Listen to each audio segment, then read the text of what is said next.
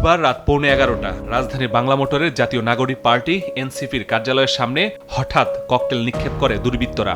মুহূর্তেই ধোঁয়ায় ছেয়ে যায় চারপাশ। এনসিপির কার্যালয়ের সামনে এটি পরপর তৃতীয় হামলা। এর আগে 2রা জুলাই রাতে পদযাত্রার গাড়িতেও হয় হামলা। 23 জুন সদস্য সচিব আক্তারকে লক্ষ্য করেও হয় হামলা। 3 ঘটনায় আহত হয়েছেন 5 জন। পতিত স্বৈরাচারী এসব ঘটাচ্ছে বলে অভিযোগ দলটির। এই ধরনের ছোটখাটো ককটেল হামলা দিয়ে আসলে আমাদেরকে দমানো যাবে না। তবে এই ক্ষেত্রে অবশ্যই পতিত স্বৈরাচার ফ্যাসিবাদী শক্তি যারা রয়েছে তারা যে এখনো সক্রিয় বিভিন্নভাবে, সেটাই এই চোরাগুপ্ত হামলা প্রমাণ করে। 15 দিনের ব্যবধানে মহাখালী ফ্লাইওভার থেকে আমতলী, কাঁচাবাজার ও এসকেএস টাওয়ারের সামনে হয় ককটেল হামলা। 6 জুলাই ফার্মগেট মোড়ে ককটেল বিস্ফোরণে আহত হন 3 জন। দেখতে গেছে এটা কি বা কিভাবে ফুটলো, তো ওই সময় দেখতে যাওয়ার পর মানে ওর পা দিয়ে লাড়া দেওয়ার পরে ফুটে গেছে পার মধ্যে।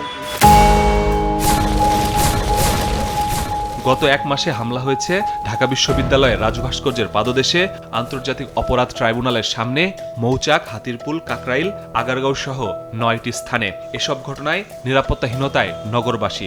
ক্ষতি তো অবশ্যই ক্ষতি, এবং আমরা আতঙ্কিত, এখনও সেগুলো কাজ করে। কালকে রাস্তায় পড়ছে, আজকে আবার দোকানে পড়তে পারে। আমরা খুব নিরাপত্তা এখন ভুগতেছি, মানে দোকান থেকে বেরোইতে ভয় লাগতেছে এখন।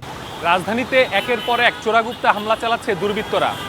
এসব বেশিরভাগ ঘটনায় এখন পর্যন্ত যেমন হয়নি মামলা, গ্রেপ্তার হয়নি আসামিও। এখন প্রশ্ন উঠেছে, তাহলে আইন শৃঙ্খলা বাহিনী এসব ঘটনায় কি গুরুত্ব দিচ্ছে না, নাকি চেষ্টা করেও ধরতে পারছে না আসামি? অপরাধ বিশ্লেষকরা বলছেন, ছোট ছোট চোরাগুপ্তা হামলা করে অপরাধীরা পার পেয়ে গেলে বড় হামলার শঙ্কা তৈরি হয়। ককটেল বিস্ফোরণটা মানে সামনের দিনে ককটেলের মধ্যে কি সীমিত থাকবে, বা এটাকে নিয়ন্ত্রণ করা সম্ভব হবে কিনা, নাকি এটি আসলে বড় সহিংসতার একটা পূর্বাভাস? এই প্রসঙ্গগুলো আসলে গুরুত্ব দিয়ে আইন শৃঙ্খলা বাহিনী এদেরকে খুঁজে বের করা, আইনের মুখোমুখি করা।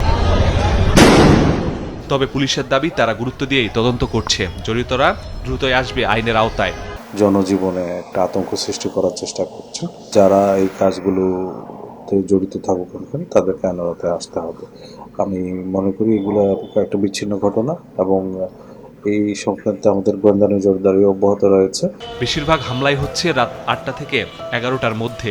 এ সময় টহল বাড়ানোর কথা জানিয়েছে ডিএমপি।